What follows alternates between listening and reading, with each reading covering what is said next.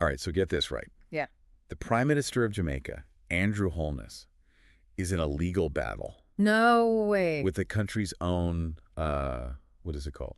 Integrity Commission. Yes, Integrity Commission. Yeah, and we're not talking like, Not a parking ticket. No, this could be big. Huge. It involves accusations of, financial discrepancies, Yeah, right. questions of illicit enrichment, Oh. and they're even questioning the constitutionality of the investigation itself. Wow. This thing has layers, man. I know. So we're diving deep today, going through a recent article from the Jamaican Gleaner to unpack this. It's going to be good. Yeah. It's fascinating, because this case could really have ripple effects, like way beyond just Holness himself. Exactly. Yeah, and so let's, break this down a little. Okay. So the Integrity Commission, the IC, they put out this report. Right. Basically, they flagged some potential problems, some issues with Holness's financial disclosures back in 2021. Mm-hmm. They said, there's some unexplained income. Yeah. And they also raised some questions about tax compliance. Yeah. And get this, okay? Oh, what? They highlighted transactions totaling over $470 million Wow. involving companies that are linked to him.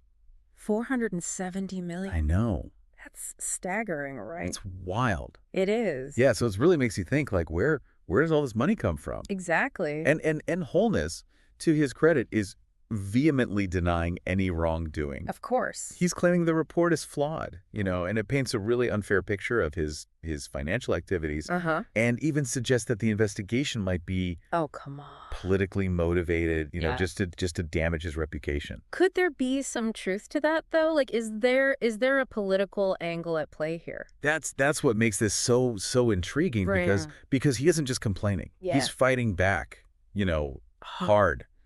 Yeah, he's gone to the Supreme Court. Oh, wow.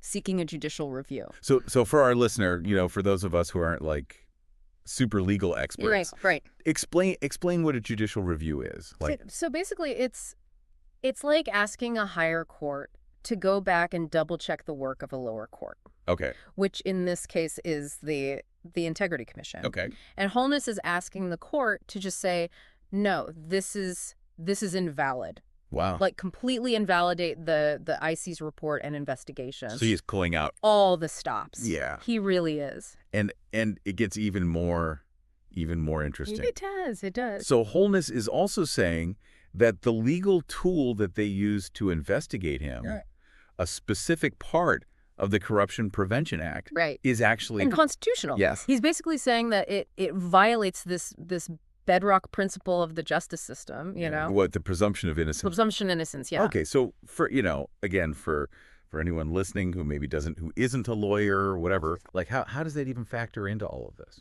Yeah, so presumption of innocence. Basically, it means you're considered innocent until proven guilty. Right. It's a super, super important principle of the justice system. Mm-hmm.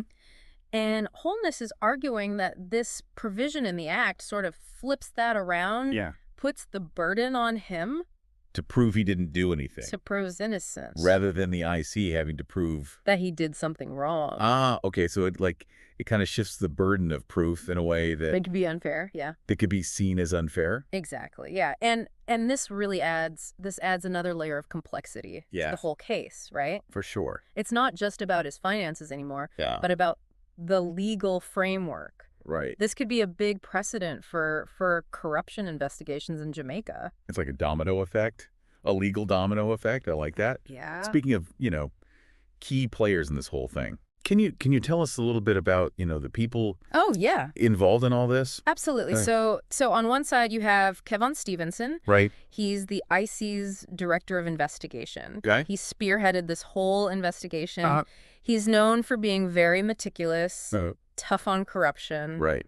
He's the one who wrote that report that started all of this. And on the other side. Oh, well, you have Justice Althea Jarrett. Okay. Who is the judge, presiding over the case. Yeah. Very respected. Okay. Known for being impartial, sharp, legal mind. Her decisions here are going to be huge. Sounds like she's got a big job ahead of her. She does. Wow. And we can't forget the lawyer. The lawyers, right? The legal teams, yeah. So what do we have? Georgia, Gibson Hinlin, very formidable, very aggressive in court, representing Holness.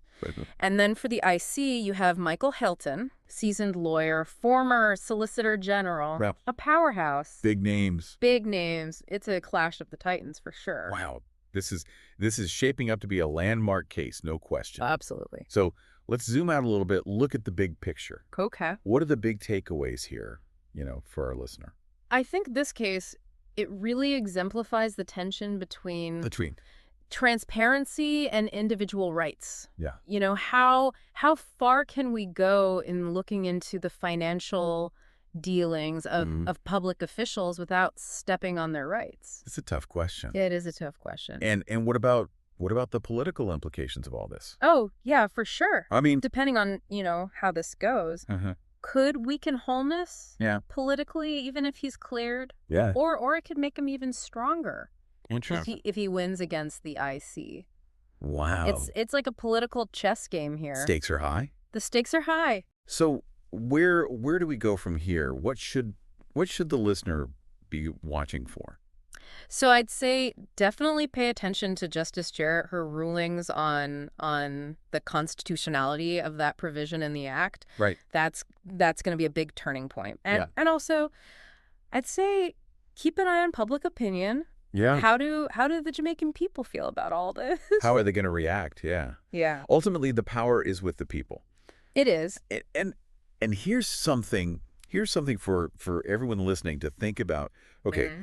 Could this whole case, regardless of what happens, spark a bigger conversation in Jamaica about anti-corruption and transparency? Yeah. Because it seems like, regardless of the outcome, it's raising some big questions. It is. It's definitely something to think about as this whole thing develops. For sure. Yeah. All right. It's going to be interesting to watch. It is. Thanks for breaking it down with me. Oh, anytime. Really appreciate it. Of course. All right. That's it for today, everyone. We'll see you next time. See you later.